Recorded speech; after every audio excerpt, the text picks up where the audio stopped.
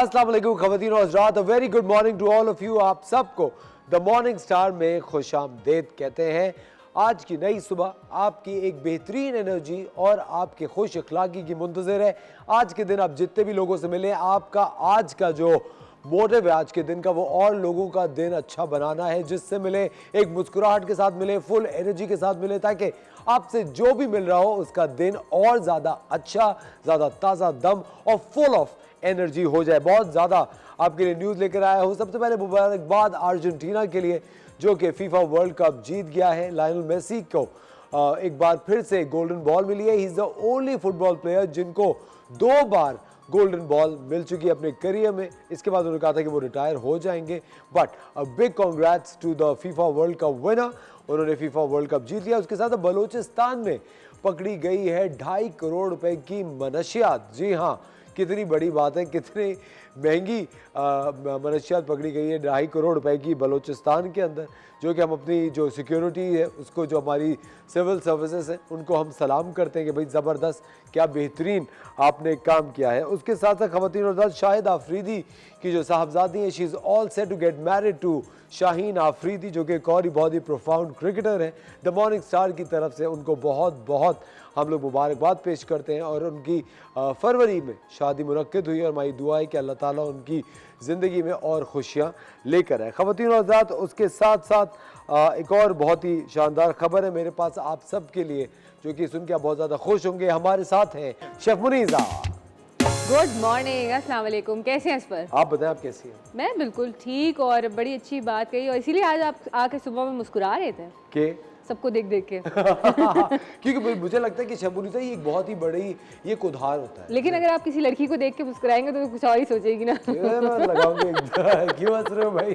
है ना, तो इसीलिए मुस्कुरा, असफर की बात पे अमल जरूर करिएगा, लेकिन देख लीजिएगा अगर आप लड़के हैं तो लड़की को देख के अगर आपने मुस्कुरा दिया तो फिर आपकी खैर नहीं, और अगर आप लड़की हैं और लड़के को देख के मुस्कुरा दिया तो लड़के की खैर नहीं, है ना असफर? बिल्कुल सही कह रही है।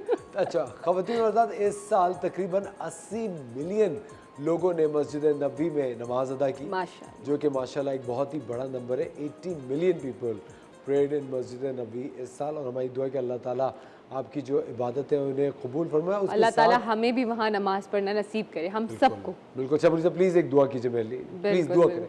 अल्लाह ताला हम सबको, हमारी पूरी टीम को, उन तमाम लोगों को जो हमें देख रहे हैं इस वक्त, हम सबको मस्जिद नबी में और खाने काबा में उम्रा अदा करने की, हज अदा करने की और नमाज पढ़ने की तौफीक अता फरमाए। आमीन सुम्मा आमीन सुम्मा आमीन। उसके साथ साथ एक और खबर है ख़वातीन और हज़रात, कहते हैं शौक का कोई मोल नहीं होता। बर्लिन में, जर्मनी में, बर्लिन जर्मनी का एक बहुत ही बड़ा शहर है, वहाँ पे एक दुनिया का सबसे बड़ा एक्वेरियम था जिसमें तकरीबन 1500 मछलियाँ थी। आपको पता, पूरा एक एक्वेरियम था, वो एक्वेरियम कोलैप्स हो गया और 1500 नायाब मछलियाँ सड़क पे पड़ी हुई मर रही थी। बड़े अफसोसनाक, बहुत अफसोस की बात है। पता नहीं क्यों मुझे एक चीज़ के मैं ज़ाती तौर पर भी बहुत खिलाफ हूँ शेफ मुनीसा। मुझे लगता है कि जानवरों को कैद नहीं करना चाहिए, चाहे वो मछलियां हो, चाहे वो चरिंद परिंद, कोई भी से वो हाँ, अपने हैबिटेट में ही बिलोंग करते हैं। बिल्कुल ऐसे ही। लेकिन वही बात है कि हम लोग जो है वो अपने शौक के लिए, अपनी खुशी के लिए, अपने बच्चों के लिए, कोई कहते हैं ना कि टॉय लाना है तो पेट ले आओ, और फिर उसको उस तरीके से ट्रीट भी नहीं कर रहे होते, बहुत ज़्यादा उनके साथ मिसट्रीट कर रहे होते हैं, उनको गलत तरीके से हैंडल कर रहे होते हैं, उनकी आज़ादी हम उनसे छीन लेते हैं, और फिर हम कहते हैं कि हमारा बच्चा तो देखो कितना खुश हो रहा है इसके साथ। बच्चा तो खुश हो गया, लेकिन सोचें उन जानवर की भी जो एक फीलिंग्स होती हैं जो शायद हम महसूस नहीं कर सकते, लेकिन जानवर भी एहसासात रखता है, और वो अपने अपने अक्सर आप देखा करें कुछ एनिमल्स जो है अपने बिहेवियर से, अपने एटीट्यूड से जो है वो एक्सप्रेस कर रहे होते हैं कि वो किस तरीके से महसूस कर रहे हैं। तो असफर ये चीज़ तो गलत है मेरे ख्याल से, लेकिन जब हम फीलिंग्स की बात कर रहे हैं तो पड़ोसी मुल्क में एक एक्टर है फैजान अंसारी, उनका नाम है, उन्होंने शादी का प्रपोजल भेजा है हमारी टिकटॉकर आयशा मानो को, जिनका बड़ा मशहूर टिकटॉक था। बताए कौन से गाने पे था? मेरा दिल ये पुकारे आज। उन्होंने कहा है कि मैं आयशा से शादी करना चाहता हूँ और हक महर में 15 लाख रुपए दूंगा। तो आयशा ने क्या कहा इस बात पे? अभी तक उन्होंने खामोशी इख्तियार की है, कोई अच्छा। जवाब नहीं दिया। ओके, तो लड़की अगर खामोश है तो क्या हाँ है? आई थिंक ये ना है। Oh okay. हाँ, आपने सुना ना हंसी तो फंसी, वो हंसी नहीं अभी तक। अच्छा ओके, हंसी नहीं है। लेट्स सी अभी आगे देखो कि आगे देखो होता है क्या, क्योंकि हमारे तो यू ट्विस्ट होता है और चीजें चेंज हो जाती हैं इस पर। बिल्कुल सही कह रही है ख़वातीन और हज़रात। आज का मॉर्निंग स्टार आपके लिए बिल्कुल एक बहुत ही नई किस्म की एंटरटेनमेंट लेकर आएगा। आज आपकी मुलाकात हम रेड क्रेसेंट से कराएंगे, जो कि एक बहुत ही ज़बरदस्त इदारा है।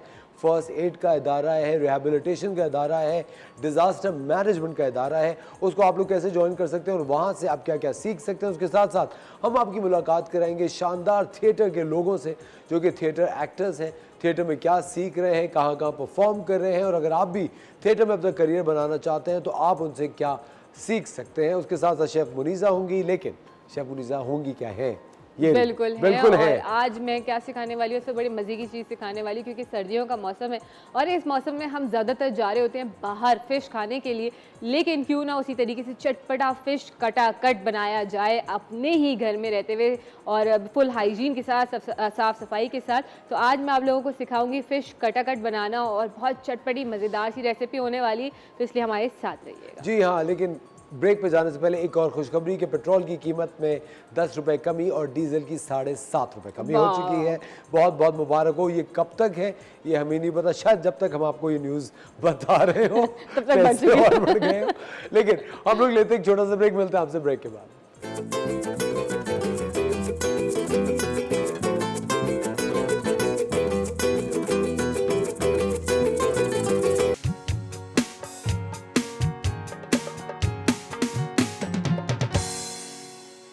Welcome back ladies and gentleman, you are watching the Morning Star. एक बार फिर आपको शो में खुशामदीद कहते हैं। 20 दिसंबर 1947 में कायदे आज़म मोहम्मद अली जिन्ना ने एक बहुत ही ज़बरदस्त ऑर्गेनाइजेशन फॉर्म की थी, the red crescent society Pakistan में फॉर्म की थी। रेड क्रेसेंट क्या करता है, कब से कायम व दायम है और उसका पाकिस्तान में क्या मौक़िफ़ है, ये जानने के लिए हमारे साथ हैं डॉक्टर हिरा आफ्ताब, अस्सलाम वालेकुम, और मोहम्मद सज्जाद साहब। अस्सलाम वालेकुम। सज्जाद साहब, आप मैनेजर ऑपरेशंस हैं और हिरा आप हेल्थ कोऑर्डिनेटर हैं रेड क्रेसेंट की। सबसे पहले मैं आपसे पूछूंगा सज्जाद साहब, क्या करता है रेड क्रेसेंट? रेड क्रेसेंट एक ह्यूमैनिटेरियन ऑर्गेनाइजेशन है जो दुनिया भर में जो भी आफात मुश्किलात इंसानों को पेश आती हैं उसमें उनकी मदद करता है। ठीक है। वेरी सिंपली, और हम एक लीडिंग ह्यूमैनिटेरियन ऑर्गेनाइजेशन है दुनिया में भी और पाकिस्तान में भी। एक्सेलेंट। और हम जो है इस वक्त सैलाब ज़दगान की इमदाद का काम कर रहे हैं, जो कि पाकिस्तान में जहाँ भी कहीं इमदाद की ज़रूरत होती है लोगों को, तो उसमें हम मदद करने के लिए हर वक्त तैयार होते हैं। ज़ाहिर है इसके लिए हमें तैयारी करनी पड़ती है, और यूथ जो है वो हमारा एक ख़ास शोबा है जिनको हम उनकी कैपेसिटीज़ को इन्हांस करते हैं, उनको अपने साथ में लाते हैं ताकि इंसानियत की खिदमत करने का जज्बा और अपने वतन और मुल्क की खिदमत का जज्बा जो लोग रखते हैं, हम उनको एक प्लेटफॉर्म फ्राहम करते हैं कि वो आगे आके वो आए हमारे साथ काम करें। जब आई थिंक वो उसके लिए ट्रेनिंग की भी बहुत ज़रूरत होती है और वो ट्रेन भी हो जाते होंगे यहाँ जी पे। बिल्कुल। अच्छा हिरा, आप कब से मुंसलिक हैं रेड क्रेसेंट से? So recently joined the organization with regards to the flood situation जो सिंध में हमने फेस किया है with regards to the flood, जो डिस्ट्रक्शन हुई है, people have become displaced, they were desperately in need of help, shelter, food। तो health department तो चला आ रहा है यहाँ पर। We have our health facilities in districts of Sindh. हमारे पास हॉस्पिटल्स हैं, 3 जनरल हॉस्पिटल्स हैं, बल्कि 4 जनरल हॉस्पिटल्स हैं इन डिस्ट्रिक्ट्स ऑफ सिंध। उसके अलावा हमारे पास मेडिकल डिस्पेंसरीज, OPDs हैं कराची में। तो ये काम तो शुरू से चल रहा था, बट अभी I've been working in the flood situation, और we have reached out in targeted districts of Sindh with our mobile health teams। Mobile health जी टीम्स, बिल्कुल वेरी नाइस, बिल्कुल जबरदस्त। बिल्कुल। सो इसमें हम we are providing outreach medical services village to village. Basically camps का concept ये होता है कि लोग वहाँ आएँ और हेल्थ सर्विसेज अवेल करें। But looking at the infrastructure, जो हालात थे सिंध के after the floods, we needed to provide those services, go to their doors and villages and provide these services. So that's what we are doing. We are operational in 9 districts, और हम बाकी जगहों पे भी एक्सपैंड करेंगे। अभी further 2-3 districts हैं जिसमें हमारे पास दादू है, ठट्टा है, सांगड़ है, लाड़काना है, कमर शहजाद कोट है, शिकारपुर है, खैरपुर है, जैकबाबाद है, जहाँ हम काम कर रहे हैं। और सुनिए, जो टीम्स हैं आपकी, ये कराची की टीम्स हैं ये वही उन्हीं इलाकों से लोग वी हैं। यूजुअली हायर लोकल्स ठीक है। ताकि उस लेवल पे Communication भी हो सके कैपेसिटी उसी में। बिल्डिंग भी हो, बिल्कुल। सस्टेनेबिलिटी रहे, हम ना हो लेकिन ये काम कंटिन्यू रहे। तो we have reached out to 73,000 beneficiaries with our preventive and curative medical aid. अच्छा, और किन किन एरियाज में रेड क्रिसेंट काम करता है? जी, हमारा जो मेन शोबा है वो डिज़ास्टर मैनेजमेंट है, जिसके लिए हम प्रिपरेशंस भी करते हैं। जैसे मैंने आपको कहा, यूथ एंड वॉलंटियर्स हैं हमारे पास, हम कैपेसिटी बिल्डिंग का, ऑर्गेनाइजेशन डेवलपमेंट का काम करते हैं। और इसके अलावा हमारे पास हेल्थ, आपने सुना डॉक्टर हिरा आपको बता रही हैं। Disaster management covers most of the emergency response, urban भी, रूरल भी। पहले जो ट्रेंड था वो रूरल एरियाज़ में ज़्यादा होता था, लेकिन अब हमारे पास कराची में भी इमरजेंसी रिस्पॉन्स फोर्स है जो बेस्ड ऑन वॉलंटियर्स है। यूथ है जो रिस्पॉन्ड करती है और हम उनको बैकअप और जो भी चीज़ें उनको रिक्वायर्ड होती हैं, इक्विपमेंट चाहिए होता है, वो करते हैं। कराची में जितने भी हादसे हुए, एक जहाज़ गिर गया था, आपको याद होगा, एयरपोर्ट के पास, तो उसमें भी जो पहले लोग पहुंचे थे उनमें हमारे वॉलंटियर्स थे। वॉलंटियर्स पहले पहुंचते हैं क्योंकि हम तो स्टाफ हैं, हम ऑफिस में होते हैं। तो यहाँ बैकअप है जो फौरी तौर पे उनको रिस्पॉन्ड करता है, एम्बुलेंस चाहिए, इक्विपमेंट चाहिए, वो फिर हमको प्रोवाइड करते हैं। बेसिकली हम डिज़ास्टर मैनेजमेंट करते हैं, लेकिन इन द पीस टाइम हम यूथ की डेवलपमेंट और प्रिपरेशन जो है वो किए बगैर ज़ाहिर है आप अच्छा रिस्पॉन्स नहीं कर सकते। तो आपको हिरा ने बताया कि 9 डिस्ट्रिक्ट्स में है, लेकिन एक्चुअली हम 18 डिस्ट्रिक्ट्स में हैं जहाँ पे हम रिलीफ का काम कर रहे हैं, जिसमें फौरी तौर पे जो राशन, नॉन फूड आइटम्स में जैसे फौरी तौर पे जो चीज़ें चाहिए होती हैं वो हम डिस्ट्रीब्यूशन कर रहे हैं, और उसमें भी हम 50,000 हाउस होल्ड से ज़्यादा कवर कर चुके हैं। वाह, वेरी नाइस, एक्सीलेंट। तो ये सब वॉलंटियर्स की साथ है, और लोकल जो हमारी डिस्ट्रिक्ट ब्रांचेज़ हैं उनकी मदद के साथ है। हमारा नेशनल हेडक्वार्टर इस्लामाबाद में है, उसका बैकअप है, वो हमें असिस्टेंस प्रोवाइड कर रहा है। International federation of red cross and red crescent societies है जो हमें ये असिस्टेंस प्रोवाइड कर रही है, और हमारे फंडिंग भी वहीं से आती है? जी, मोस्टली हमारी जो एक्चुअली ऐसा है कि Pakistan red crescent is a part of red cross red crescent movement.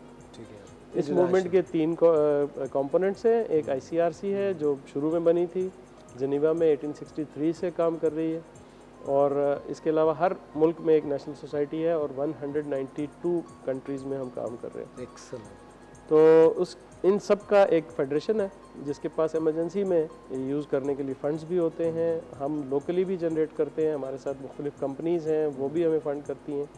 तो दोनों हैं, हमारी फंडिंग जो है वो इंटरनेशनल फेडरेशन के ज़रिए भी, हमारे अपने जो पार्टनर्स हैं लाइक जर्मन रेड क्रॉस इस वक्त असिस्टेंस में मदद कर रही है, उन्होंने बहुत बड़ी तादाद में हमें फूड पार्सल्स और जो हाइजीन किट्स हैं, स्पेशली जो हेल्थ एंड हाइजीन के मामला होते हैं उसमें असिस्ट कर रहे हैं।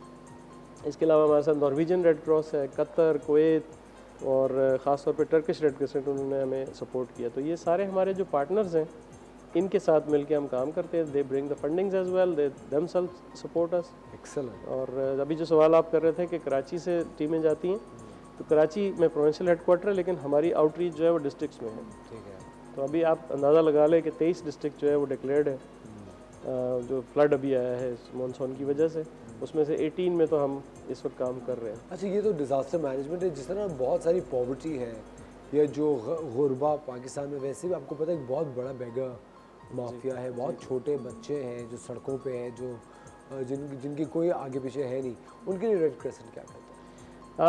एज सच कोई स्पेसिफिक प्रोग्राम तो उनके लिए नहीं है, लेकिन जिन कम्युनिटीज़ में हम काम करते हैं तो इन चीज़ों को भी एड्रेस करते हैं। ठीक है। तो जाहिर है मदद की ज़रूरत वहीं पड़ती है जहाँ पावर्टी या इस तरह की चीज़ें जो हैं वो मौजूद होती हैं, तो उनको भी हम इसमें शामिल करते हैं। कराची में हमने ट्रांसजेंडर्स जो हैं उनको भी ट्रेन भी किया है, उनको अपने वॉलंटियर्स में भी शामिल किया है।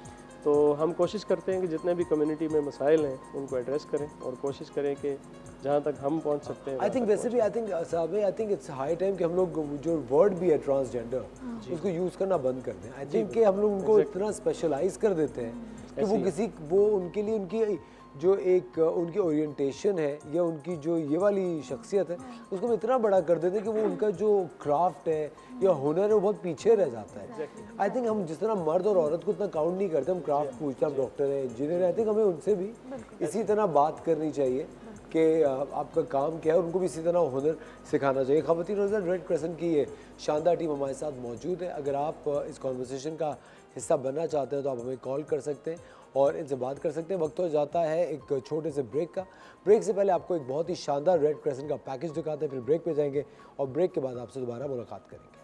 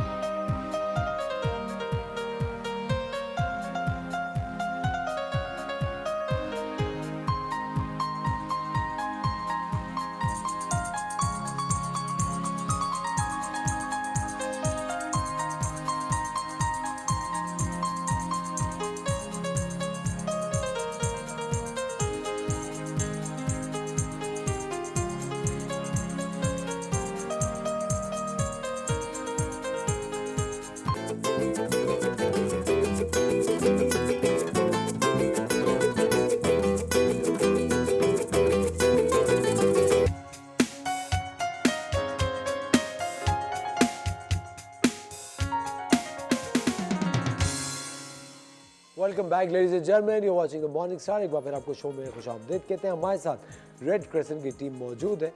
हिरा, मुझे एक बात बताएं कि अगर किसी को रेड क्रेसेंट से मदद दरकार हो तो वो कैसे मदद हासिल कर सकते हैं? अगर कोई डिजास्टर हो गया घर में, कोई प्रॉब्लम हो गई।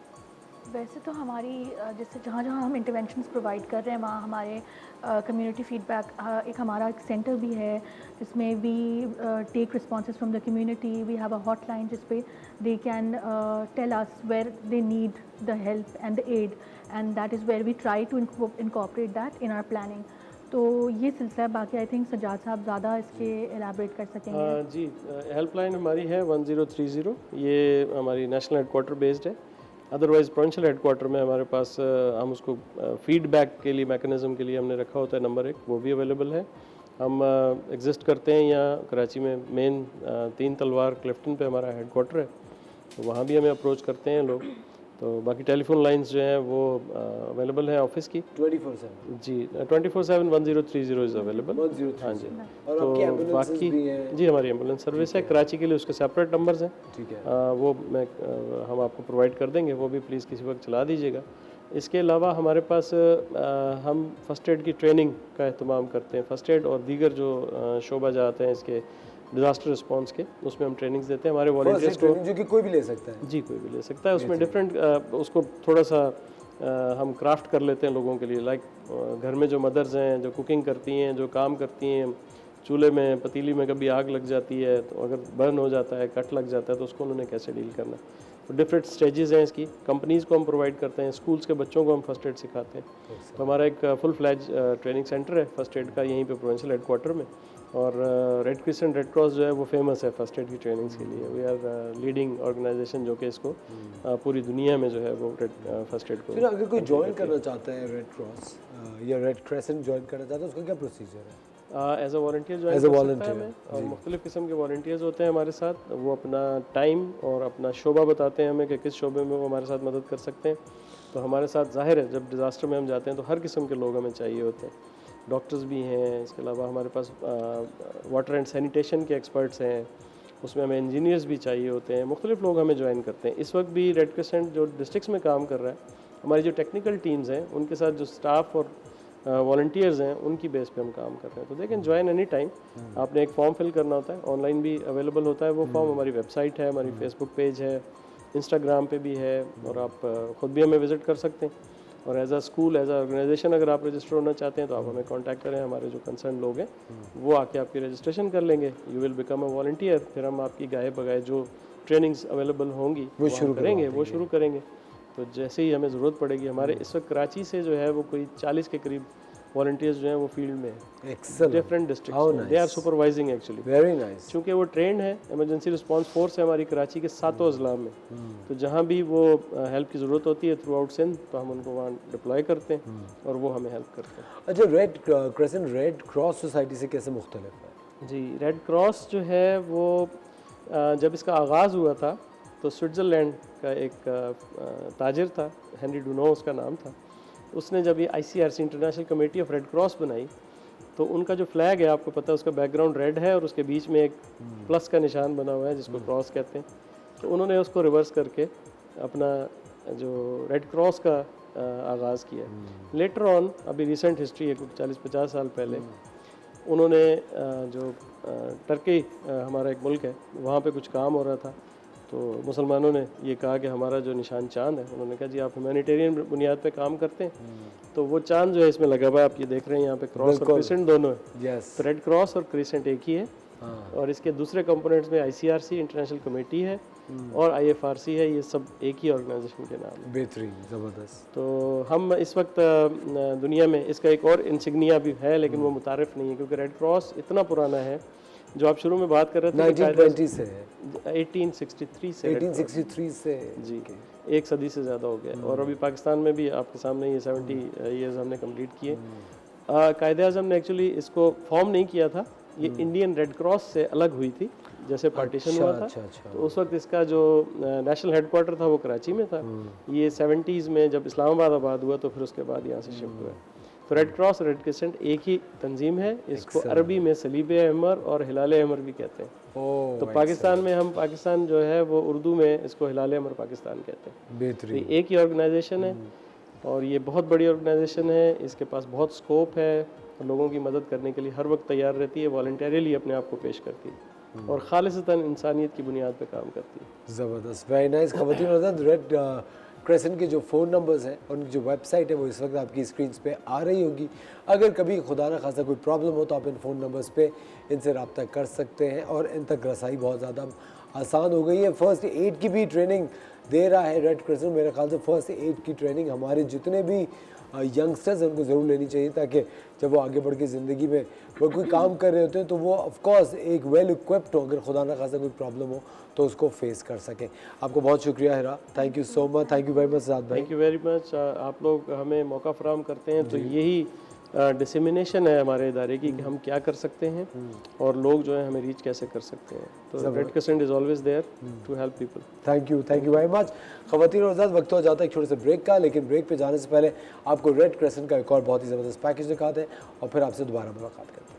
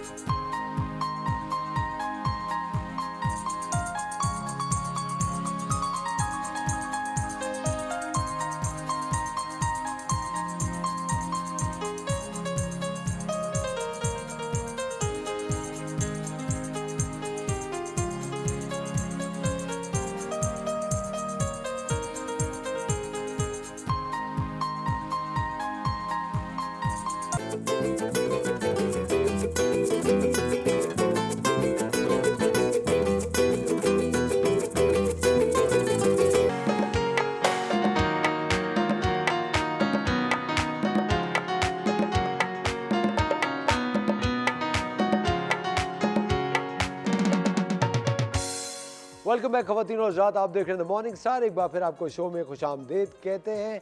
हमारे साथ हैं आप सबके फेवरेट हकीम शाह नसीम साहब। अस्सलाम वालेकुम हकीम साहब, कैसे हैं आप? खैरियत से? और आज आप हमें क्या बताओ? वालेकुम अस्सलाम असर भाई, कैसे हैं? ठीक हैं। और आज जो हम बनाकर दिखा रहे हैं उन ख़वातीन के लिए जिनको प्रेगनेंसी के बाद जो है जिस्म उनका डिसबैलेंस हो जाता है, पेट निकल जाता है, बॉडी फैल जाती है, पेट लटक जाता है और साथ में कमर में टांगों में दर्द भी रहने लग जाता है। तो अपने वेट को कम करना और ख़ुसूसी तौर पे जो पेट है उसको कम करने के लिए और अपने आप को प्रेगनेंसी से पहले वाली हालत पे लाने के लिए एक छोटी सी रेमेडी हम बनाकर दिखा रहे हैं। आप इसे इस्तेमाल कीजिए, इंशाल्लाह आपकी बहुत सारी दुआओं में हम याद रहेंगे। आज जो हम चीज़ बना रहे हैं उसमें हम लेंगे सबसे पहले एक 1.25 कप पानी। ये 1.25 कप पानी है, इसके अंदर हम डालेंगे ये मक्को दाना 1 चाय वाली चम्मच। ये है ऊंट कटारा बूटी, ऊंट कटारा बूटी 1 चाय वाली चम्मच। लेमन ग्रास 1 चाय वाली चम्मच। 1.25 कप पानी में डालेंगे, इसे उबाल लेंगे। इसका कहवा तैयार हो गया। 1 कप रोज़ाना 1 टाइम पीना है आपने, ठीक है। और इसके साथ आपने फेट बर्नर ऑयल बनाना है। फेट बर्नर जो बॉडी की लूजिंग है उसको टाइट करने के लिए, अपनी जगह पे लाने के लिए आपने लेना है एलोवेरा ऑयल। एलोवेरा ऑयल आधा पाव। ये है रोगन चित्रक, एक लकड़ी होती है चित्रक, ये उसका ऑयल है। ये हम लेंगे 30 ml। एलोवेरा ऑयल आधा पाव, और ये 30 ml यानी 30 ml। एक बूटी आती है ज़रावंद, ये उसका ऑयल है, रोगन ज़रावंद कहते हैं इसे, ये भी 30 ml। इन तमाम को मिक्स करके 1 घंटा धूप में रख लें, आपका फैट बर्नर तैयार हो गया। और ये घुटनों से लेके यहाँ गर्दन तक नीचे से ऊपर की तरफ मिसाज करें 15 मिनट, फिर 15 मिनट रुक गए, फिर वॉश कर लें, नहा लें, या आप रात को कर लें, सुबह धो लें। आप एक टाइम रोज़ाना करना है। और ये मक्कोदाना, ऊंट कटारा बूटी और लेमन ग्रास, इसका कहवा जो है एक टाइम रोज़ाना रात को पिएं आप। इसके और ये बेनिफिट्स होंगे, जैसे फालतू फैट को कम करेगी, साथ में फैटी लिवर को भी दूर करेगी। जैसे सुबह उठते हैं चेहरा सूजा हुआ होता है, ये उसको भी, स्वेलिंग को भी उतारेगी। और आप देखिएगा कि आप 10-12 दिनों में कितने आपके कपड़े लूज़ होते हैं और 1 महीने में आप स्मार्ट कितने होते हैं। जहाँ पे आप देखें आपका वेट इतना काफ़ी है, वहाँ पे आप इसे रोक दीजिए। इंशाल्लाह आपकी बहुत सारी दुआओं में हम याद रहेंगे। इसके अलावा मैं आप लोगों को बता रहा हूँ, आजकल जो जिस तरह वेदर चल रहा है, इसमें नज़ला, खांसी, बलगम, गले का ख़राब होना, बुखार सा फील होना, और आपने देखा होगा बच्चे बड़े सब इसका शिकार हो रहे हैं। और खांसी होती है तो यूँ सीने में पेन सा महसूस होता है। तो उसको ठीक करने के लिए, और इसे हर उम्र के लोग इसे इस्तेमाल कर सकते हैं। आपने लेना है काली किशमिश। काली किशमिश ये ड्राई फ्रूट वालों से भी मिल जाएगी, पंसार से भी मिल जाएगी। उसके 10 दाने 1.25 कप पानी में डालें और इसे उबाल लें। 1 कप सुबह, 1 कप शाम बना के पिएं। ये हर किस्म की खांसी, जो सांस लेने में भी खुर खुर आवाज़ आती है, ये उसके लिए भी बहुत ज़्यादा बेहतर है। और इसके अलावा सांस की जो रवानी है उसको भी बेहतर करेगी आपके। एक होती है कि सुबह उठते हैं छींकें शुरू हो जाती हैं, 20-25 छींकें एक साथ आती हैं, और फिर उसके बाद आपको बहुत सारी एंटी एलर्जीज़ लेनी पड़ती हैं।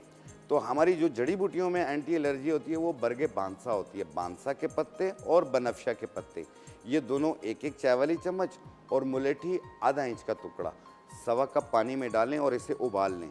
1 कप सुबह, 1 कप शाम पिएं। ये भी 2 या 3 दिन इस्तेमाल करें। हर किस्म की छींकें, नज़ला और जो बहने वाला नज़ला है और आपको बुखार सा फील होता है, ये उनके लिए बहुत ज़्यादा बेहतर है। ये यानी 2-3 दिन में मुकम्मल इंशाल्लाह क्योर हो जाता है। अगर अगले महीने फिर हो, क्योंकि बाद लोगों को धूल, मिट्टी, खुशबू, बदबू, किसी भी चीज़ से एलर्जी होती है, तो वो हर सीज़न में आप इसे इस्तेमाल कर सकते हैं आप। एक होती है जैसे हड्डियों में बुखार होना, जिसे कहते हैं चोर बुखार। शाम होती है तो बुखार हो जाता है, टेम्परेचर हो जाता है, बाद लोगों का 100 हो जाता है, 99 हो जाता है, और वो धीरे सुस्त होना शुरू हो जाते हैं। इनको कहते हैं हड्डियों का बुखार रहता है, यानी पुराना बुखार कहते हैं इसे। आपने लेना है गिलों की लकड़ी। गिलों की लकड़ी 1 इंच का टुकड़ा, और अजवाइन 1 चाय वाली चम्मच। इसको 1.25 कप पानी में डालें और इसे उबाल लें। 1 कप सुबह, 1 कप शाम पिएं। पहले दिन ही फ़र्क पड़ेगा। जहाँ पे आप देखें कि मैं तकरीबन ठीक हो गया हूँ, वहाँ पे आप इसे रोक दीजिएगा आप। और दूसरा ये है कि आजकल लोगों का विटामिन डी, कैल्शियम कम हो रहा है, जिसकी वजह से बॉडी टूट रही होती है, हड्डियों में दर्द होता है, टांगों में दर्द शुरू हो जाता है। ख़ास तौर पे ये सर्दियों में बहुत ज़्यादा लोग इस चीज़ से तंग हो जाते हैं। आपने एक बूटी आती है हमारी अजगन नागौरी। अजगन नागौरी, इसके अंदर विटामिन B12 और B6 बहुत ज़्यादा पाया जाता है। और दूसरी चीज़ है सत्तावर, इसके अंदर विटामिन K की मिकदार भी पाई जाती है। ये दोनों चीज़ें आपने 100 ग्राम लेना है, और सूरजजान शीरी 20 ग्राम लेके इसको मिला के बारीक पाउडर बना लें। 1 चाय वाली चम्मच सुबह, 1 चाय वाली चम्मच शाम, 1 कप दूध या पानी के साथ इस्तेमाल करें। और ये भी तकरीबन कुछ अर्सा यूज़ करना होगा। जब मुकम्मल ठीक हो जाए आप इसे रोक दें। ये डायबिटिक पेशेंट भी ले सकता है, क्योंकि डायबिटिक पेशेंट के हाथ पांव सुन्न होते हैं, चप्पल निकल जाती है, पता नहीं चलता। तो ये वो भी इस्तेमाल करेंगे, इंशाल्लाह उनके एक तो जान में जान आ जाएगी, दूसरा ये सुनपन आस्ते आस्ते दूर हो जाएगा। आम लोग भी जो शुगर के मरीज़ नहीं है, काम कर रहे होते हैं, हाथ सुन्न हो जाते हैं, चल रहे होते हैं, पाँव सुन्न हो जाते हैं, वो भी इसे इस्तेमाल कर सकते हैं। और साथ में जिनको पूरे जिस्म में दुखन रहती है, दर्द रहता है, हड्डियों में पेन रहता है, वो भी इसे इस्तेमाल कर लें। 1 चम्मच सुबह, 1 चम्मच शाम, और ये कंटिन्यू कुछ दिन यूज़ करना होता है। फ़ायदा तो आपको 2 दिन में हो जाएगा, लेकिन जब देखें कि आप मुकम्मल ठीक हो गए हैं तो आप इसे रोक दीजिए। और अपने ज़िंदगी में याद रखिएगा, जब सर्दियाँ आती हैं तो पसीना नहीं आता, लोग पानी भी कम पीते हैं। आप पानी कम से कम जो है वो हर 1 घंटे बाद आधा गिलास ज़रूर पिया करें। और जब यूरिन आए तो फौरी जाके कर लेना चाहिए, ताकि आपके गुर्दों पे भी असर ना आए इसका। क्योंकि जब हम यूरिन रोक लेते हैं तो इससे फिर चेहरे पे वर्म बनना शुरू हो जाता है, जिसके आफ्टर इफेक्ट ये है कि UTI हो जाता है, यूरिट्रिक इन्फेक्शन हो जाता है। तो आप पानी का टेक ज़्यादा रखिए, ताकि आपकी आंखों की ड्राइनेस और फेस की ड्राइनेस भी ख़त्म होती जाए। क्योंकि कुछ चीज़ें आपके अमल करने से होती हैं, कुछ चीज़ें बनाने से नहीं होती हैं। आप अपनी रोज़मर्रा की ग़िज़ाओं में जैसे सिट्रिक इस वक्त फ्रूट्स आए हुए हैं, आप वो इस्तेमाल करें, मौसम के हिसाब से जो फ्रूट्स हैं। और घर में सब्जियों का इस्तेमाल ज़्यादा करें, और सी फूड्स का इस्तेमाल करें, और बच्चों को भी इसकी आदत दिलवाएं। वरना कल आपके बच्चे फिर ये भी नहीं खाएंगे, बाहर की चीज़ें खाते रहेंगे, वो आप एक अलग प्रॉब्लम्स अपने साथ क्रिएट करेंगे। तो ये है कि आप सब्जियों का और सी फूड्स का इस्तेमाल करें और अपने आप को तंदुरुस्त रखें। हकीम साहब, आपका बहुत बहुत शुक्रिया, थैंक यू वेरी मच। ख़वातीन और हज़रात, वक्त हो जाता है एक छोटे से ब्रेक का। आप देख रहे हैं द मॉर्निंग स्टार, मिलते हैं आपसे ब्रेक के बाद।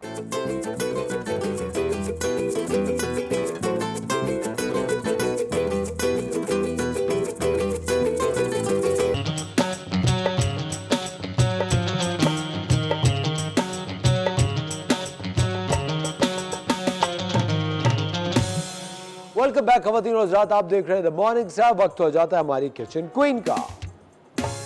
जी शबरीजा, क्या बना रही हैं अच्छा जी, हम बना रहे हैं आज फिश कटाकट। फिश कटाकट। यस, फिश कटाकट, और बहुत चटपटा और मज़ेदार सा होने वाला है। और जो है इसके लिए, फिश कटाकट के लिए हमें क्या चाहिए होगा इस पर? फिश, तालिया, क्या टिक्का बात मसाला। है।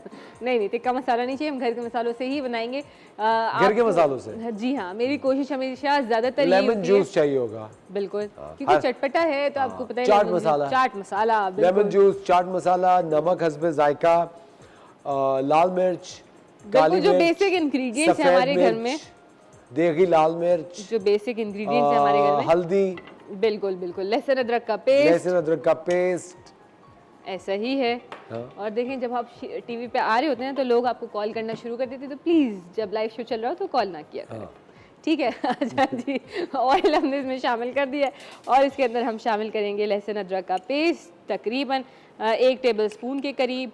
और जो है फ़िश हमने तकरीबन 500 ग्राम बोनलेस फ़िश ले ली है।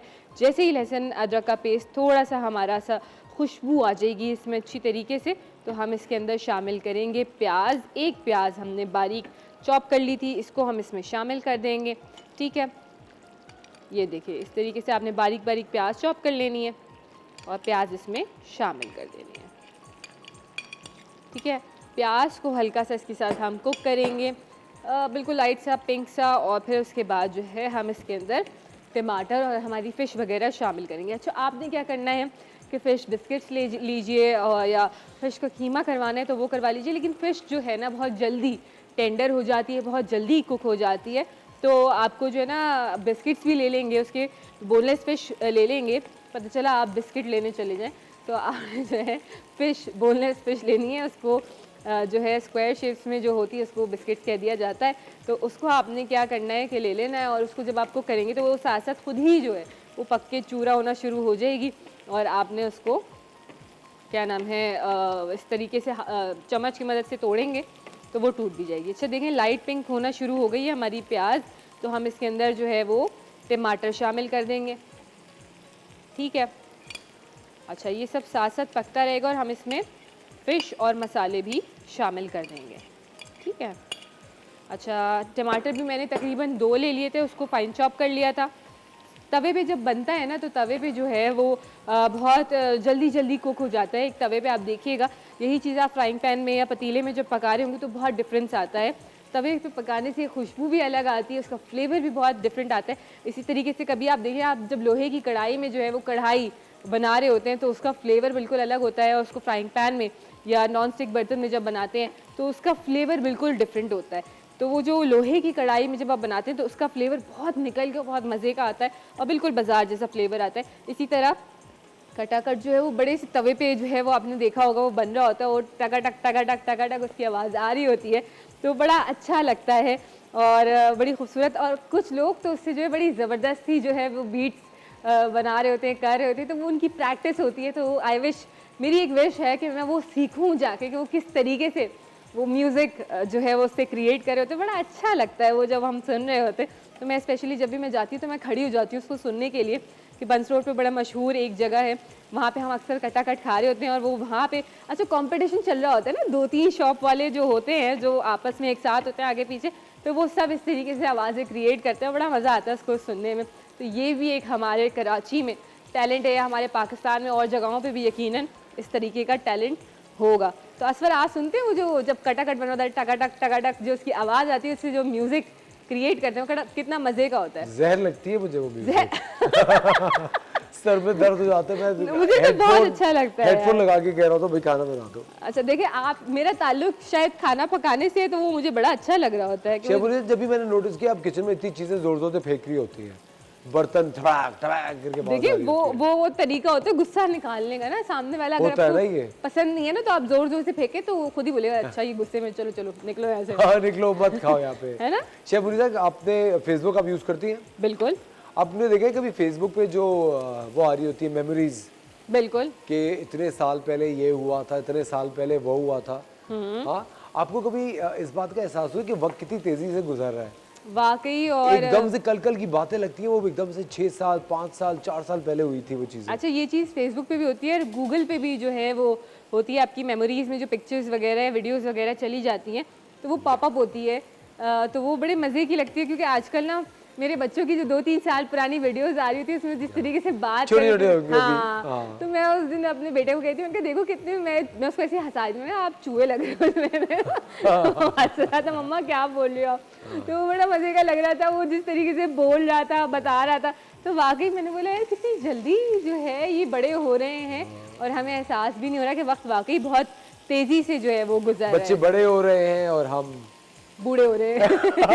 नहीं, मैं बूढ़ी नहीं हो रही, मैं तो बच्चों के साथ मैं भी अधिक जवान बूढ़ा हो होना रही एक हूँ। स्टेट ऑफ माइंड होता है। बिल्कुल। बूढ़े होने का वैसे कोई ताल्लुक नहीं होता। आई थिंक वो स्टेट ऑफ माइंड है, अगर आप बुरा सोचेंगे तो आप बूढ़े हो जाएंगे। हाँ जी। आई थिंक मछली आपने तवे पे डाल दी है। जी हाँ, मछली मैंने तवे पे डाल दी, थोड़े बहुत मसाले भी डाले, मैंने हरी मिर्ची शामिल करी हैं, मैंने 1 टीस्पून चाट मसाला शामिल करा, 1 टीस्पून लाल मिर्च शामिल करी, 1 टीस्पून कुटी हुई लाल मिर्च शामिल करी, हाफ टीस्पून हल्दी शामिल करी, नमक हस्बे जायका शामिल करा, 1 टीस्पून मैंने जो है इसमें पिसा हुआ गरम मसाला शामिल करा। अभी कसूरी मेथी, थोड़ी सी हरी मिर्चें, हरा धनिया, लेमन जूस, ये सब हम लास्ट में शामिल करेंगे। क्या अच्छा है ये? हीरा। जी जी, बोनलेस फिश है, हीरा। कोई भी ले लें आप, हीरा है या कोई भी इसके अलावा जो आपको पसंद हो। डुमरा। बहुत सारी फिशेस के नाम है इस पर, तो जो आप लोग को लगे ना कि हाँ, पॉम्फ्रेट। नहीं वो नहीं, उसमें कांटे होते हैं। अच्छा। ठीक है। राऊ। हाँ, राऊ है, धोतर में भी कांटे होते हैं लेकिन उसमें एक कांटा होता है बीच का। इसके अलावा आप जो फिश जो है, बिल्कुल पल्ला नहीं ले सकते आप, पल्ले में भी कांटे होते हैं। स्नैपर। स्नैपर में कांटे होते हैं? स्नैपर में नहीं होते। नहीं होते, तो बस सही है, वही वाली ले लें। ट्यूना। ट्यूना में भी कांटे नहीं होते, वो आप ले सकते हैं।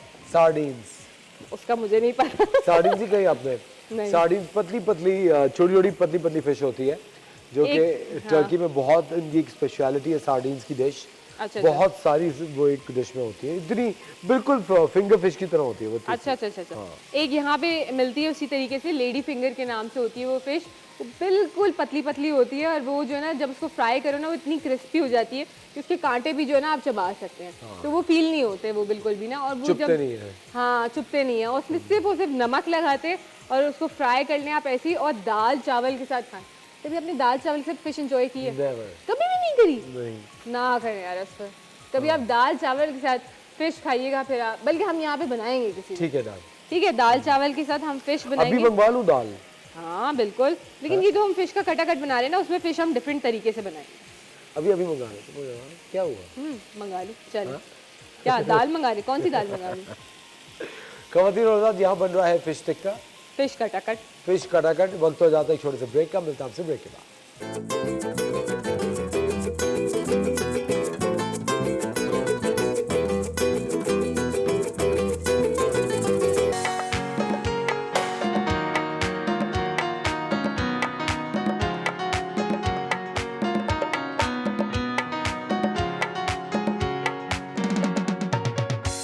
वेलकम बैक खवातीन और हज़रात, आप देख रहे थे मॉर्निंग स्टार। एक बार फिर आपको शो में खुशामदीद कहते हैं। Fish katakat is almost ready. जी बिल्कुल, और देखिए आप फिश को आप इस तरीके से, कैसी लग रही है आवाज़ आपको? आवाज़ कैसी लग रही है? इसीलिए तो मैं कह रही साउंड थी। पोल्यूशन फजूल में शोर की मचा रही है। अच्छा जी, इस तरीके से आप करते जाएंगे तो ये फिश जो है आपकी जो है वो टूट जाएगी आराम से, कटाकट की तरह हो जाएगा। और इसके अंदर जो है आप क्या शामिल करेंगे? इसके अंदर चाट मसाला, हरी मिर्ची शामिल करेंगे, बिल्कुल ठीक है, क्योंकि असफर को थोड़ा चटपटा और स्पाइसी पसंद है। असफर और क्या क्या पसंद है? मतलब आप, मुझे पता है आपको जो है थाई फूड बहुत पसंद है, आपको शाही टुकड़े बहुत पसंद है। जब आप पहली दफ़ा हमारे शो पे आए थे तो मैंने शाही टुकड़े और बनाए पता नहीं आपने इसमें क्या ऐसा पढ़ के भूख रहा था कि मैं रुक गया यहाँ पे। थे। अच्छी बात है ना, आपने देखिए पता नहीं क्या पढ़ के खिलाया था। अच्छी- शेफ मुनीसा, वैसे आप सोचे लाइफ इज सो अनप्रेडिक्टेबल, मैंने कभी सोचा भी नहीं था कि आप यहाँ आएंगे। I swear. देखिए आपका नसीब आपको कहाँ ले जाता है आपको बेशक, पता ही नहीं ये मैं होता, मानता ठीक है ना।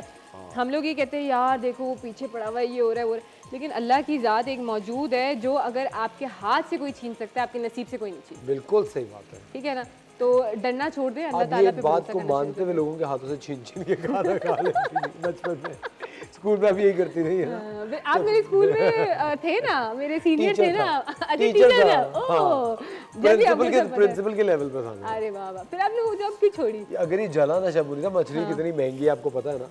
देखिए मेरे हाथ में बिल्कुल भी जलने वाला नहीं है, खुशबू तो बहुत अच्छी आ ठीक है। रही है। और जो है आज पता नहीं क्यों लोग मुझे इतने फ़ोन करे, उफ अल्लाह मैं क्या करूँ, मैं इतनी बिजी हो गई हूँ। अब आप बिजी लोग की भी बात नहीं, मैंने आपका नंबर फेसबुक पे लिख दिया था इसलिए आपको इतने फोन आ रहे हैं, ज़्यादा खुशफहमी में पड़ने की जरूरत नहीं है तो जी। उनमें से कोई एक काम की भी कॉल हो सकती है। हाँ है बिल्कुल ना? हो सकती है, क्यों नहीं। अच्छा जी, हमने इसके अंदर चाट मसाला शामिल करा, अब इसके अंदर हम जो है वो पिसा हुआ गरम मसाला शामिल करेंगे। ठीक है, अराउंड 1 टीस्पून, और इसके अंदर जा रही है कसूरी मेथी। यमी। ठीक है, इसका फ्लेवर बड़ा अच्छा आता है, तो फिर इसको कसूरी मेथी इतनी कड़क कैसे हो गई है? ये ड्राई हो जाती है ना इस पर, तो ये अच्छा। ऐसी हो जाती है। ठीक है, और जो है इसके अंदर जो है हम शामिल करेंगे लेमन जूस। ठीक है, लेमन जूस हमेशा लास्ट में शामिल करा करें, उसका रीज़न बताती हूँ, वो कड़वा हो जाता है जब ज़्यादा पकता है तो। ठीक है, और जनाब बहुत सारा जाएगा इसमें हरा धनिया, और इसको थोड़ा सा पकाएंगे हरा धनिया को, क्योंकि हरा धनिया जब थोड़ा पकता है ना तो उसकी खुशबू बहुत अच्छी आती है। बहुत ज़्यादा नहीं पकाएंगे, बिल्कुल थोड़ा सा। देखिए खुशबू निकलना शुरू हो गई इस पर, ऐसा ही है। बहुत अच्छी खुशबू है। और इसको आप ऐसे भी खा सकते हैं, इसको पराठे के साथ खाएं, नान के साथ खाएं, चपाती के साथ खाएं, बहुत मज़े का लगता है। मुझे तो सैलेड में भी डालते हैं लोग खाने के लिए हरा धनिया मछली फिश को। को हाँ बिल्कुल देखिए डालते हैं। बहुत अच्छा मीट होता है, जल्दी इजी टू फिश डाइजेस्ट। बहुत अच्छी होती है, बहुत हेल्दी होती है, और मेरे ख्याल से तो हमें इसको 1 इन अ वीक तो लाजिम लेना चाहिए। हाँ बिल्कुल। अगर आपकी जेब इजाजत दे तो। देखिए इस पर एक बात बताऊँ, चिकन भी सस्ती नहीं है, बीफ भी सस्ता नहीं है, मटन भी सस्ता नहीं है, तो मेरे ख्याल से आप इस तरह करें कि वीक में एक दिन जो है वो चिकन का रख लें, एक दिन बीफ का, एक दिन मटन का, एक दिन फिश का, और बाकी दिन सब्जियां डालें।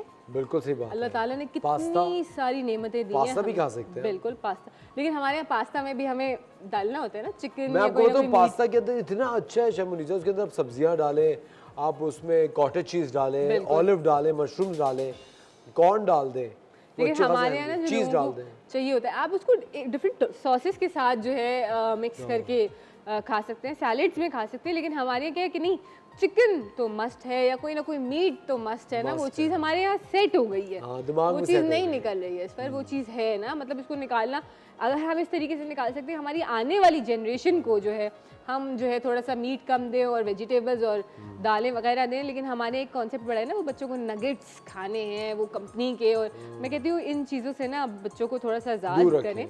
हाँ, बिल्कुल जितने भी सही बात प्रोसेस्ड मीट होता है, प्रोसेस्ड खाना होता है, उससे बच्चों को दूर रखा करें। कोशिश करें घर में साफ़ सुथरा बना के खिलाएं। हम यहाँ रोज़ आके आपको नई नई तरीके की डिफरेंट चीज़ें सिखा रहे होते हैं, तो मेरे ख्याल से जो है हमसे सीखें ना। हाँ बिल्कुल सही कह रही है।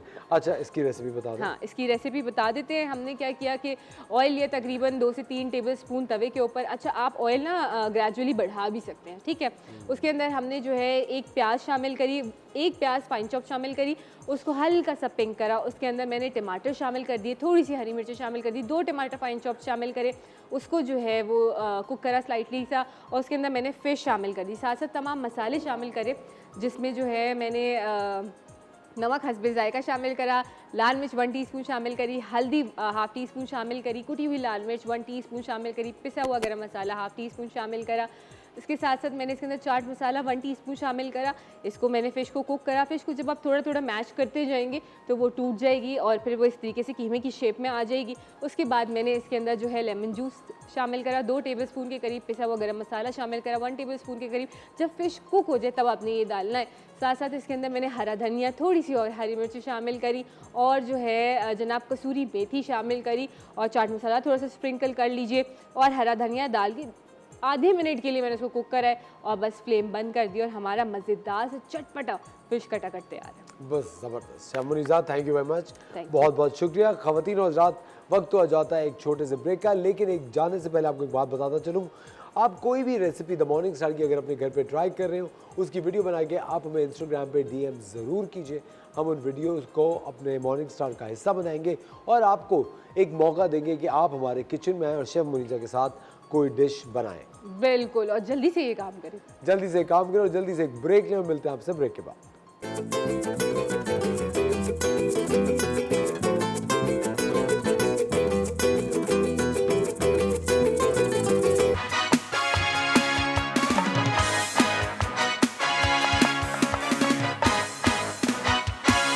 Welcome back ladies and gentleman, you watching the Morning Star. एक बार फिर आपको शो में खुशामदीद कहते हैं। I am with a very talented lot right now. बहुत ही ज़्यादा यंग, डायनामिक और बहुत ही डेयरिंग किस्म के 4 लोग यहाँ पे मौजूद हैं जिनका ताल्लुक थिएटर से है, डांस से है, एक्टिंग से है और मुझे बहुत ज़्यादा खुशी हो रही है कि मैं आपको इन चारों से मिला रहा हूँ। हमारे साथ हैं कोमल हयात वीर जी। अस्सलाम वालेकुम कोमल, कैसी हैं आप?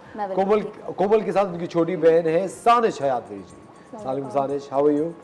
हमारे साथ है फातिमा आदिल और फातिमा आदिल के साथ बैठे हुए हैं अनफाल वाजिद खान। अनफाल कैसे हैं? खैरियत से? सबसे पहले मैं अनफाल आपसे बात करना चाहूँगा। एरोस्पेस इंजीनियरिंग ख़त्म करने के बाद आप थिएटर और इसकी तरफ आए कैसे? एक्चुअली बोर्डिंग स्कूल से पढ़ा हूँ मैं, मैंने अपना इंटर किया सब कुछ। उसके बाद मुझे शौक था, वहाँ पे गाला नाइट्स पे करते थे प्ले वगैरह।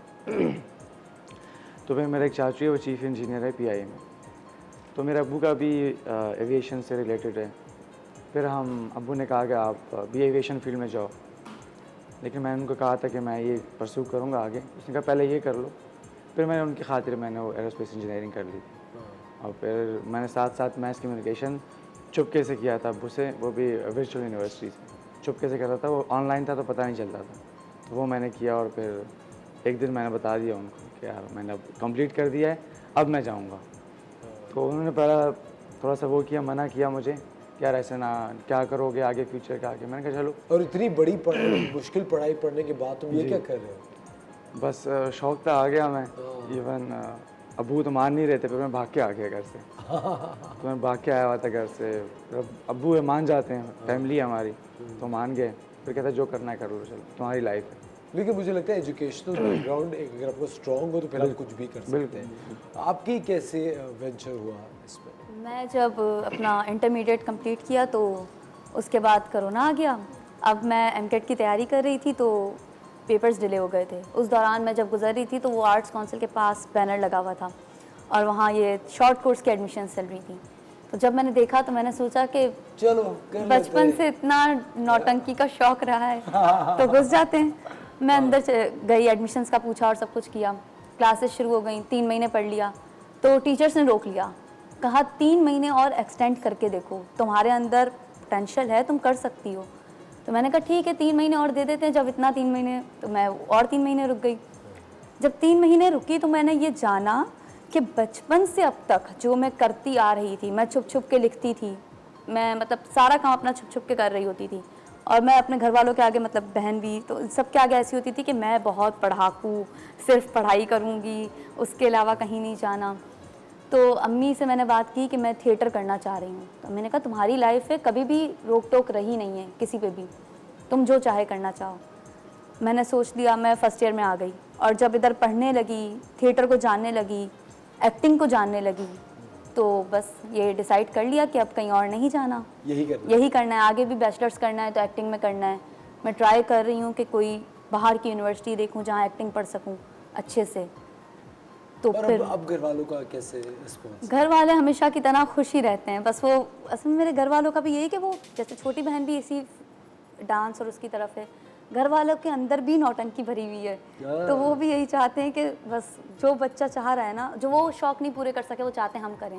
कितनी अच्छी बात है, बहुत अच्छी बात है। मैं हमेशा यही कहता हूँ कि वो पेरेंट्स जो अपनी ख्वाहिशात बच्चों पे मुसल्लत कर देते हैं ना, उससे बच्चे मेरे ख्याल से बहुत ज़्यादा डैमेज और एक मुश्किल में पड़ जाते हैं।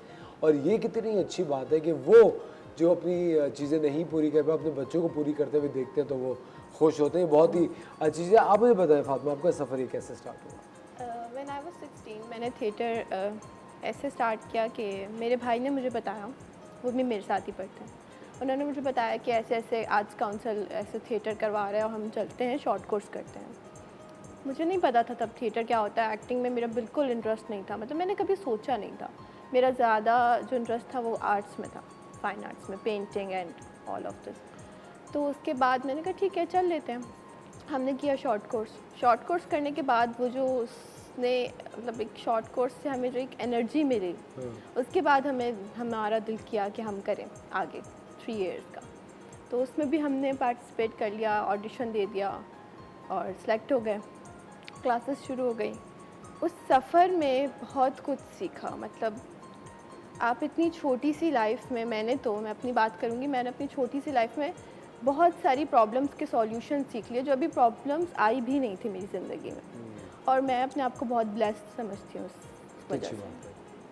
तो आप मुझे बताएं आपको कैसे शौक हुआ बाजी को देख के? नहीं, मेरे बाजी को देख के तो शौक होता ही था, पर मैं बचपन से जब मैं कुछ भी देखती थी या कोई भी ऐसी म्यूजिक वीडियो चलती थी तो उसमें मैं डांसर्स को देखती थी।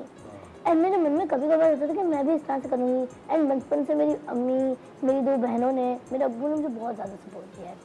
एंड फिर जब ये थिएटर करने लगी तो मैंने कहा कि मैंने बहुत कुछ सीखा है एंड अब मैं चाहती हूँ कि मैं इसको अच्छी तरह से सीखूँ। तो मैं ट्यूटोरियल इस तरह से सीखती रही एंड माशाल्लाह से मुझे बहुत सारे डांसेस आते हैं। बहुत सारे डांस आते हैं, कौन कौन से? मतलब जिसके पसूरी पे किया था, मैं इनकी आर्ट काउंसिल के वर्कशॉप भी अटेंड करती हूँ।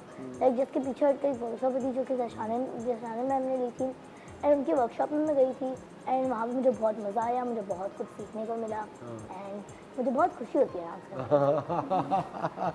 Very nice. ये जो बच्चों का पैशन होता है, इससे हर बंदा कभी भी किसी पैशनेट बच्चे को देखता है या उसकी बात सुनता है तो आपका जो पुराना पैशन होता है वो भी जिंदा हो जाता है। कहते हैं यार मुझे भी ज़िंदगी में कुछ करना है और आगे बढ़ना है। ये 4 टैलेंटेड लोग हमारे साथ मौजूद है। अगर आप इनसे बात करना चाहते हो तो हमें कॉल कर सकते हैं। वक्त हो जाता है एक छोटे से ब्रेक का, मिलते हैं आपसे ब्रेक के बाद।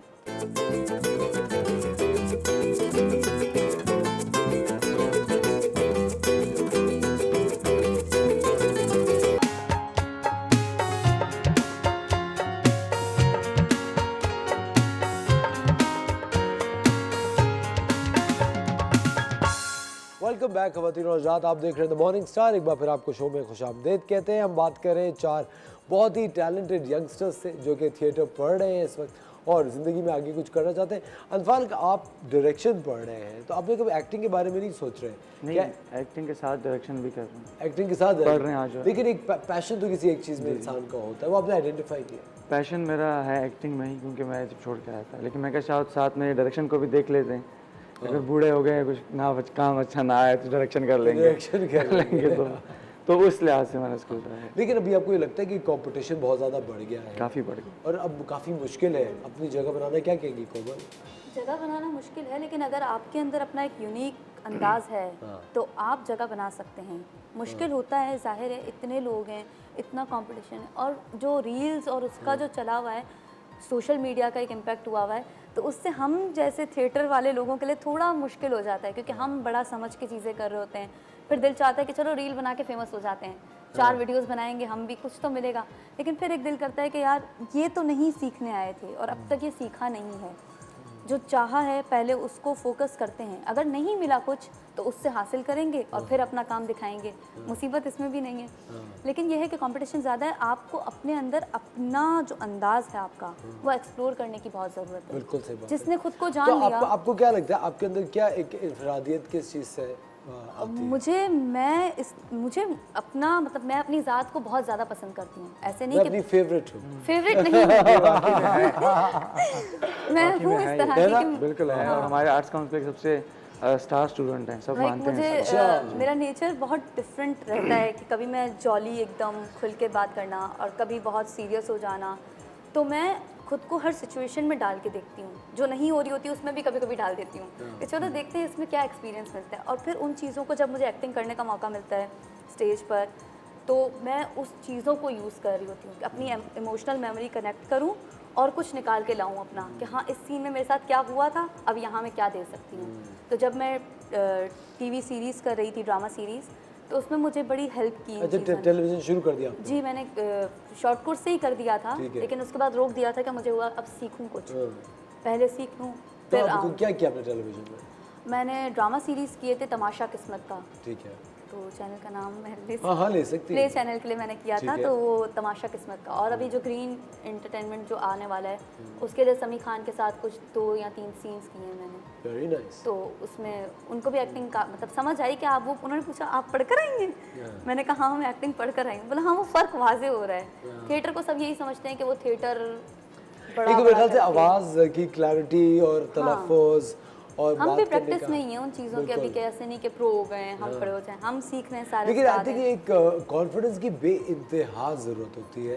बट अगर आप एकदम से, जब मैं कभी अगर थिएटर के एक्टर्स के साथ काम कर रहा हूँ तो कुछ बहुत अच्छे एक्टर्स होते हैं, लेकिन वो प्रोफेशनल ग्राउंड पे एकदम से कंफ्यूज हो जाते हैं या वो they are unable to give their best. क्योंकि ऑडियंस जब बैठी होती है तो आपका जो रिहर्सल्स होती हैं वो सब कहीं पीछे रह जाती हैं। जब आप बिल्कुल। परफॉर्म ऑन स्टेज आ जाते हो और मतलब ऑडियंस बैठी हुई है, तब आपको अपने आप को इतना सेंसेस में रखना होता है कि आपका दिमाग, आपकी आवाज़ और आपकी बॉडी आपके कंट्रोल से चल रही है, बिल्कुल सही बात। वो आपको कंट्रोल ना करे। और मुझे लगता है कि थिएटर करना एक बहुत ही बड़ी रिस्पॉन्सिबिलिटी है और इतना मुश्किल काम है। आपको पता है, मुझे अभी बहुत रिसेंटली मैं बात बता दूँ, तकरीबन 4-6 महीने पहले की, मुझे एक थिएटर कंपनी ने एक प्ले के लिए बुक किया कि आप हमारा प्ले करें, और मुझे पूरा ना कोई 25 शोज़ के लिए बुक कर लिया। मैं आपको बता रहा हूँ, और रिहर्सल शुरू होने से तकरीबन कोई 2 हफ्ते पहले मैंने क्विट कर दिया। मैं कहा इट्स इम्पॉसिबल, इतने लोगों के सामने every day doing the same और स्क्रिप्ट को याद रखना, और याद रखना और पूरे मूवमेंट याद और रखना। लाइव होता है तो बहुत से ऐसी चीज़ें हो जाती हैं जो आप सोच भी नहीं सकते कि निकल गई, अब उसे एडिट भी नहीं कर लेकिन मुझे एक सकते। बात बताएं, क्या आपको ऐसा लगता है कि थिएटर करने की एक एज होती है? नहीं, आप कभी भी कर सकते हैं? हाँ, एज नहीं होती थिएटर करने की। आर्ट की फील्ड में कोई एज नहीं है मुझे लगता है। कभी भी, जैसे आप डिफरेंट एजेस देख सकते हैं, ये हम बात है सेम कि नहीं आपको तो है। एक ही एज की है। नहीं। 1-2 साल का फर्क है, 19-20। लेकिन आर्ट में कोई एज नहीं है। आप भी कोई एज नहीं है। लेकिन पापा, कभी कोई ऐसी चीज़ है जो आपने सोचा कि यार ये मैं कभी नहीं करूँगी, मैं ये किरदार कभी नहीं निभाऊंगी? कोई मेंटल ब्लॉक्स होते हैं एक्टर्स के कि वो किसी ना किसी चीज़ से अनकंफर्टेबल होते हैं, कि जिस तरह मैं कभी कहता हूँ ना कि मैं कभी भी एंटी पाकिस्तान कैरेक्टर कभी नहीं करूँगा टेलीविजन पे, मैं हमेशा प्रो पाकिस्तान करूँगा, चाहे किसी भी मुल्क में कहीं पे भी काम कर रहा हूँ। तो ये फिलहाल तो मुझे सर लगता है कि किरदार कर रहे हैं आप खुद, तो ऐसे नहीं है। मुझे लगता हाँ, है कि लेकिन मुझे लगता है कि एक आपकी सोशल रिस्पॉन्सिबिलिटी होती है। अगर एंटी पाकिस्तान रोल करवाना है तो हम किसी बाहर के मुल्क का एक्टर से करवा सकते हैं, है ना? Why not? मेरा इस बारे में ये ख्याल है कि जब मैं किरदार में हूँ तो मैं वो किरदार निभा रही हूँ, और जब हम किरदार निभाते हैं तो कोई गलत सही नहीं होता। अगर मैं वो गलत चीज़ दिखाऊंगी तो सही पहुँचेगी, बिल्कुल। और मैं जितना गलत को गलत दिखा सकूंगी उतना सही पहुँच पाएगा। तो मुझे नेगेटिव किरदार करने में तो बड़ा मज़ा आता है इतना गलत भी ना दिखाओ। कि मतलब जितना नेगेटिव मिल जाए ना आपको, तो आप उसको अच्छे से निभाओ। मुझे ऐसा लगता है किरदार कोई भी हो, वो आप सच्चाई से निभा जाओ, बिल्कुल सही बात। वो अदाकारी है कि आप किरदार को समझ लो ये मैं ही हूँ। अच्छा, अभी करंट दौर की कौन से एक्टर्स हैं जो आपको अच्छी लगती हैं, फीमेल एक्टर्स? आपको लगता है कि हाँ यार इनको काम बहुत मजबूत? सबा कमर मुझे बहुत पसंद है, वेरी नाइस। क्योंकि बहुत एक्ट्रेसेस हैं लेकिन सबा कमर की मुझे एक्टिंग इसलिए पसंद आती है क्योंकि वो अपने किरदार को बहुत अच्छे से निभाती हैं। वो शेम फील, उनकी एक्टिंग वैरायटी मिलती है हमें। ये नहीं कि एक ही अंदाज से बोलना, एक ही अंदाज से चलना। जैसे औरतों का ये होता है कि लड़कियां जब एक्टिंग में आती हैं तो उनको अपने चेहरे की बड़ी फिक्र होती है, मर्दों को नहीं होती। मर्द तभी इतने अच्छे अदाकार होते हैं, औरतें बहुत कम निकलती हैं क्योंकि औरतों को चेहरे की बड़ी फिक्र रहती है कि हमारा चेहरा कैमरा के आगे कैसा आ रहा है, और वो किरदार से निकलकर चेहरे की फिक्र पे लग जाती है कि मेकअप यहाँ सही कर दो। तो मुझे लगता है कि जो किरदार हो ना, उसको निभाने के लिए अगर मेकअप की ज़रूरत नहीं है तो ना करो। वो कैमरा जब उसको कैप्चर करेगा। लेकिन आपको ऐसा नहीं लगता कि वो खूबसूरत दिखना बहुत वक्त की ज़रूरत बन गया है? मुझे लगता है ये ग्लैमर और ये सारी चीज़ें ना ऐसे ही हमने ही फैलाई हुई है। अगर आपको भी ऐसा लगता है फातिमा? मुझे लगता है कि इंसान को ना अपने कंफर्ट जोन से निकलना चाहिए। जब वो निकलेगा तब वो कुछ अपने अंदर बना सकेगा और लोगों को दिखा सकेगा। तो कंफर्ट जोन से निकलना बहुत ज़रूरी है आपके लिए। हाँ, बिल्कुल सही बात है। मेरे ख्याल से कंफर्ट जोन से जब आप बाहर आते हैं तो ही आप अपनी कैपेबिलिटीज़ को मज़ीद डिस्कवर कर पाते हैं। खुद को छुपाने की ज़रूरत क्या है? अगर स्कार्स हैं, चीज़ें हैं, तो दिखाओ खुल के। सबके फेस पे होती हैं, किसके फेस पे रंग काला बहुतों का होता है। ज़रूरी नहीं है सब गोरे दिखें। सारे गोरे हैं तो क्या फ़ायदा हो गया वो काले रंग का? इस दुनिया में बहुत से लोग हैं और सब अलग हैं। अगर आपको एक जैसा किसी के जैसा परफेक्ट बनना होता तो सब अलग नहीं होते। डिफरेंसेस हैं तो हैं, एक्सेप्ट करना चाहिए। अच्छा सानिश, आपको कौन से एक्टर्स अच्छे लगते हैं? मुझे तकरीबन जो एक्टर अच्छे एक्टिंग करता है वो पसंद आ जाता है, एंड मैं ज़्यादा इन चीज़ों में ज़्यादा ध्यान नहीं देती कि उस एक्टर का नाम क्या है या उसकी क्या डिटेल्स है, इस तरह से मैं जो एक्टिंग देखती हूँ उनके हिसाब से मैं जज नहीं करती, बट मैं अपनी बहन को बोलती कि देखिए इनकी और मूवीज़ बताइए, मैं और देखूँ, इनकी एक्टिंग के बारे में और जानूँ। तो मेरा ऐसा कोई पर्टिकुलर फेवरेट एक्टर तो नहीं है, बट मुझे हर एक्टर जो अच्छी एक्टिंग करता है पसंद है। अच्छा, और आप ड्रामा देखती हैं, मूवीज़ देखती हैं? यस, कुछ देखी हैं, बट मैं ज़्यादा मूवीज़ इतना से नहीं देखती कि जिसके बहुत सारी मूवीज़ हैं, एक्टर लॉ और ये सारी जो मुझे समझ नहीं आती थी। और मतलब जब मैं मूवीज़ देखना शुरू की थी मैंने, तब शायद मैं 5-6 साल की थी, और 5-6 साल वाले बच्चे को मूवीज़ समझ में भी नहीं आती होंगी। तो मैं अपनी बहन के साथ देखती थी, बड़ी बहन के साथ, क्योंकि इन्हें ज़्यादा मूवीज़ का शौक नहीं होता था। तो हम लोग देखते थे तो वो बोलते थे क्या चल रहा है, किस तरह से चल रहा है। तो मैंने तकरीबन सारी पाकिस्तानी मूवीज़ जो कि अच्छी थी वो मैंने पहले देख चुकी हूँ, और अब मुझे समझने की कोशिश नेटफ्लिक्स नहीं की करनी जनरेशन है ना पड़ती। सारी, तो उनका ध्यान वही होता है। लेकिन ये आज ये जो ब्यूटी कॉन्शियस इस वक्त हो चुका है, आपके ख्याल से एकदम बेकार है, ये आपने फैलाया हुआ है, बेकार और ये नहीं है, और ये भी टाइम खत्म हो ग्रूमिंग जाएगा। ज़रूरी होती है, लेकिन जब किरदार में हो तब ग्रूमिंग कैसी है, वो किरदार की जो किरदार का बताया जाता है, मतलब जब स्क्रिप्ट राइटर लिख रहे हैं तो उसमें बताया है कि किरदार किस बैकग्राउंड से। अच्छा इरफान, अभी लेटली जो प्लेस वगैरह आए हैं, आपका कोई फेवरेट ड्रामा हो जब भी आपने देखा, आपको लगा ये बड़ा अच्छा था? थिएटर प्ले की बात कर रहे हैं? थिएटर प्ले की। अभी 100 दिन मैंने देखा था, रीडर्स नेपा में देखा था, बड़ा अच्छा था, काफ़ी अच्छा था। उसमें फहद साहब थे, सुनील शंकर साहब ने डायरेक्ट किया था, कुलसुम आफ्ताब साहिबा थी। फिर अभी एक प्ले हुआ था जिसमें ये भी थी, 100 दिन चोर के, फिनोमेनल, हंस हंस के लोग सीटों से गिर रहे थे। ईशान साहब ने डायरेक्ट किया था, उसमें फहद साहब भी थे, नज़र साहब ने बड़ी अच्छी कारकर्दगी की थी। फिर ये कुछ स्टूडेंट थे हमारे, कोमल थी, बाकी सारे थे, तो बहुत अच्छा प्ले था। फार्स था तो उसकी कॉमेडी जैसे हेरा फेरी है, गरम मसाला है, वो इस तरह की प्ले होता है कि क्यों मिसनी एनर्जी होती है, कॉमेडी सारी, तो उस तरह का प्ले था। अच्छा, वो आप अपने आपको मुस्तकबिल में कहाँ देखते हैं, आगे आने वाले 5 सालों में? क्या देखिए, हर इंसान अपनी कोई ना कोई प्लानिंग तो करता ही है, क्या मुझे इस साल ये अचीव करना है, जैसे आपको पता है 2022 सब अपने इख्तिताम की तरफ रवाना है, आप अगले साल में क्या देखती है कि यार ये चीज़ें मुझे 23 में अचीव करनी है? जैसे 3rd ईयर मेरा कंप्लीट होने वाला है, मैं 3rd ईयर की स्टूडेंट हूँ, तो मेरा ये है कि जब मेरा 3rd ईयर कंप्लीट होने वाला हो उससे पहले मैं कोई अच्छा सब कहते हैं ना, अच्छा सा प्रोजेक्ट दूँ, धमाकेदार, हाँ, जिसमें मैं अपनी एक्टिंग दिखा सकूँ टेलीविजन पे अपने, आपका हाँ मतलब जाहिर है क्योंकि दिखाने का मीडियम इस वक्त वही है मेरे पास। बिल्कुल। उसके अलावा मैं अपना काम कुछ करना चाहती हूँ, लाइक मेरे पास कुछ स्क्रिप्ट्स हैं जो मैंने लिख के रखी हैं, अप्रूव कराई हैं अच्छे राइटर्स से, तो मैं उसको लाकर कुछ करना चाहती हूँ कि उस पर कहानी बने, क्योंकि हमारे माशरे में जो हकीकत को छुपाने का एक है ना कि हकीकत छुपा दो, और उसी तरह हम किरदारों में भी कर रहे थे मेकअप से ढांप दो सारी चीज़ें, सब मेकअप ढांप देगा वो, तो उसी तरह हम हकीकत छुपा देते हैं और लोगों को भी अपना अक्स देखना पसंद नहीं होता। बिल्कुल। तो मैं चाहती हूँ कि कुछ ऐसा लाया जाए अगले 5, मैं अभी वो पीछे बैठे थे हम बैक स्टेज, तो इधर बैठे थे तो बात हो रही थी, तो उनसे भी यही बात कर रहे थे कि हकीकत को लाना चाहिए आहिस्ता आहिस्ता, थोड़ा थोड़ा, ज़ाहिर है एक साथ पूरा देंगे तो वो हज़म नहीं होगा, थोड़ा थोड़ा करके डोज देते रहना चाहिए ताकि वो एक मिलता जाए। तो मैं ट्राई करूँगी कि मैं ला सकूँ, और वो खुद से ही हो सकता है कि मैं खुद को चेंज कर करके चीज़ें दिखा सकूँ। ज़बरदस्त। ख़वातीन और हज़रात, हमारी गुफ्तगू जारी है, वक्त हो जाता है छोटे से ब्रेक का, मिलते हैं आपसे।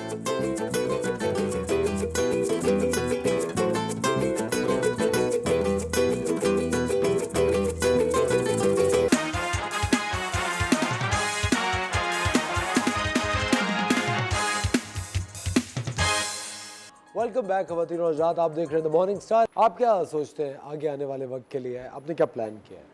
मैंने प्लान यही किया हुआ है कि अभी मेरा 3rd ईयर कंप्लीट होगा इंशाल्लाह, जून में हमारा कंप्लीट हो रहा है। उसके बाद मेहनत है, स्ट्रगल है, प्रोडक्शन हाउसेस जाएंगे, काम देखेंगे, और अब अपना भी काम। आपके कोई डायरेक्टर्स हैं जो आपके फेवरेट हो, जिनके आप सोचते हैं इन डायरेक्टर्स के साथ मैंने लाजमी काम करना? एक हमारे थिएटर अकेडमी के डायरेक्टर हैं मीसम साहब, एक बहुत हैं जो बिग बैंग में काम कर रहे हैं। अच्छा।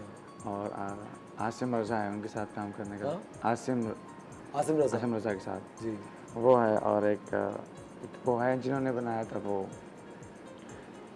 नहीं बना, इसमें वो इमरान अशरफ थे, मुझे नाम याद नहीं आ रहा, एहतिशाम जी, वो उनके साथ अगर काम करने का मौका मिले तो वाई नॉट इंशाल्लाह। जो काम दे दे, हाँ ऐसा ही है, जो काम दे दे। आई थिंक देने के एक्टर्स की एक जो स्ट्रगल है वो एक ऑन गोइंग फेज में रहती है। आप क्या सोचती हैं आगे के लिए फातिमा?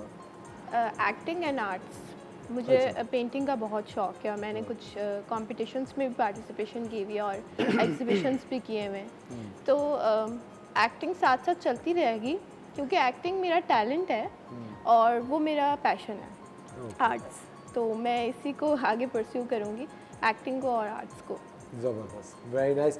ख़वातीन और हज़रात, आज हमने आपकी मुलाकात इन शानदार 4 यंगस्टर्स से कराई जो कि बेहतरीन काम करना चाहते हैं, थिएटर के एक्टर्स हैं, पढ़ भी रहे हैं एक्टिंग और आगे एक ख्वाब लेके इस इंडस्ट्री के अंदर कदम रखा हुआ है। और हमारी दुआ है कि आप सब, अल्लाह ताला आप सबको कामयाब करें। बहुत बहुत शुक्रिया द मॉर्निंग स्टार देखने के लिए। कल सुबह फिर आपके साथ होंगे एक शानदार से शो के साथ। अपना ख्याल रखिएगा। खुदा हाफिज़।